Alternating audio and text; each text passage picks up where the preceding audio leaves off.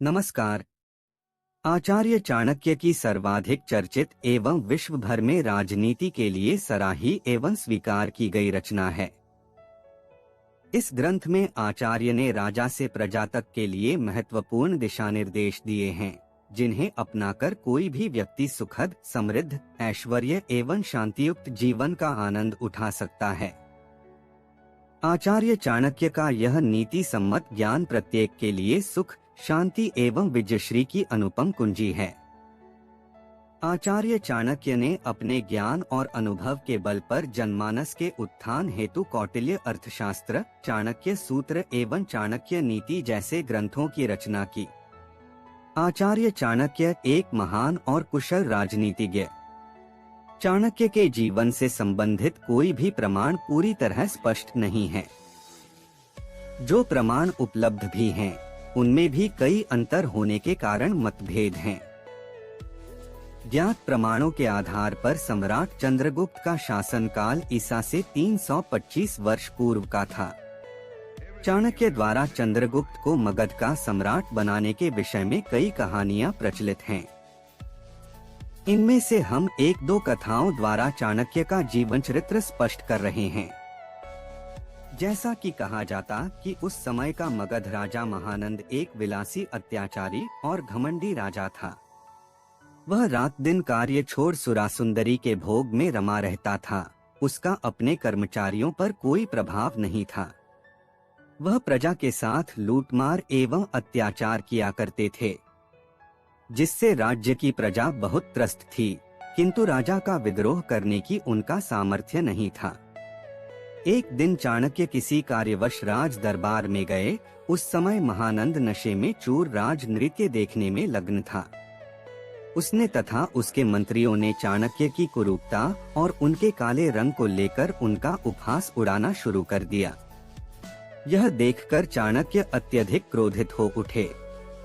क्रोध में आकर उन्होंने भरे दरबार में अपनी चोटी खोल दी और शपथ लेकर कहा कि अब यह चोटी मैं तभी बांधूंगा जब मगध सम्राट का अंत कर महानंद के रक्त से अपनी चुटिया को धो लूंगा। चाणक्य की इन बातों को सुनकर राज दरबार में सन्नाटा छा गया। महानंद चाहे कितना भी बड़ा अत्याचारी था, परंतु वह एक विद्वान ब्राह्मण को दंड देने का साहस नहीं कर सकता था। चाणक्य राज दरबार से लौट आए। उन्होंने वापस आकर अपना गुरुकुल बंद कर दिया और अपनी प्रतिज्ञा पूर्ण करने हेतु उसका साधन तलाशने निकल गए। एक अन्य कहानी इस प्रकार से है। मगध नरेश महानंद का महामंत्री विक्तार था, जिसके माता पिता तथा अन्य परिजनों को महानंद ने बंदी गृह में भूख प्यास से तड़पा तड़पा कर बेरहमी से मारा था। विक्तार अपेन माता पिता तथा परिजनों की मौत का प्रतिशोध लेना चाहता था। इसलिए वह महानंद की चाटुकारी करके महामंत्री बन बैठा।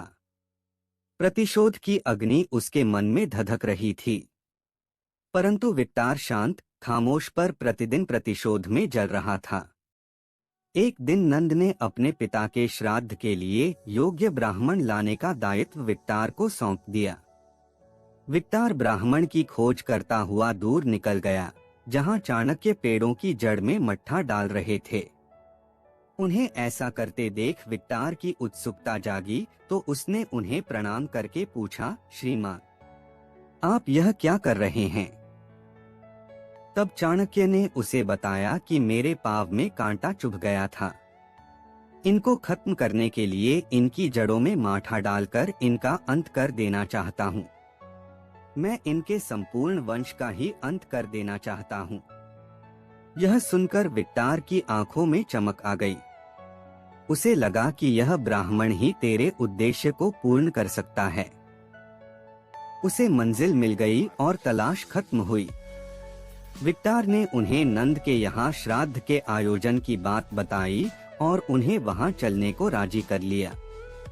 जब श्राद्ध वाले दिन वह चाणक्य को लेकर नंद के समक्ष पहुंचा, तो नंद ने चाणक्य का रंग और कुरूपता देखकर उसका अपमान कर दिया। भरी सभा में अपना घोर अपमान देखकर चाणक्य वहां से उठकर आए और ये प्रतिज्ञा की कि मैं नंद वंश का नाश करके रहूंगा तब वित्तार ने चाणक्य का साथ निभाने का वादा किया और फिर दोनों मिलकर नंद के विरुद्ध षड्यंत्र करने लगे। चाणक्य अत्यंत कुटिल राजनीतिज्ञ थे। नंद साम्राज्य से निष्कासित नंद के ही एक परिजन चंद्रगुप्त से उन्होंने मित्रता कर ली। चंद्रगुप्त नंद की सेना में एक सैनिक था। कहते हैं कि वह नंद के दासी पुत्रों में से था, किंतु इस बात के भी कोई प्रमाण उपलब्ध नहीं है। चाणक्य की भांति ही चंद्रगुप्त का वंश परिचय आज भी अंधकार में है। इनके वंशों के संबंध में जो कुछ भी कहा जाता है वह केवल अस्पष्ट प्रमाणों के आधार पर ही कहा जा रहा है। चंद्रगुप्त को भी नंद ने अपमान करके निकाला था। चंद्रगुप्त और चाणक्य दोनों ही अपमान की अग्नि में जल रहे थे। एक दिन चाणक्य ने चंद्रगुप्त को प्रजा पर अत्याचार कर रहे सैनिकों को लड़ते देखा। उसने बहादुरी से उन सैनिकों से लड़ाई कर कईयों को मार डाला, शेष अपनी जान बचाकर भाग गए। यह सब देखने के बाद चंद्रगुप्त चाणक्य अपने काम का लगा तो उन्होंने उसे बुलाकर अपनी बात सामने रखी तो चंद्रगुप्त आश्चर्यचकित होकर यह सोचने लगा कि देखने में यह ब्राह्मण पागल तो नहीं लगता, यह किस बात के बूते पर उसे महानंद के सिंहासन पर बैठने की बात कर रहा है।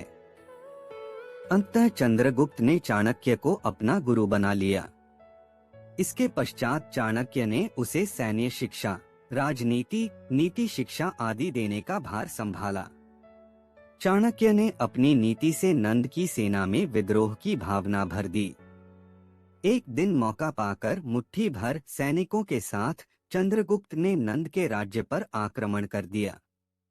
देखते ही देखते चंद्रगुप्त ने राजमहल पर अधिकार कर लिया।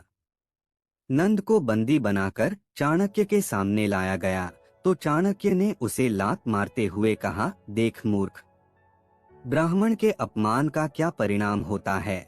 नंद गिड़गिड़ाकर अपने जीवन की भीख मांगने लगा। चाणक्य के आदेश पर नंद की निर्ममता पूर्वक हत्या कर दी गई। नंद मर गया। चंद्रगुप्त मगध का सम्राट बन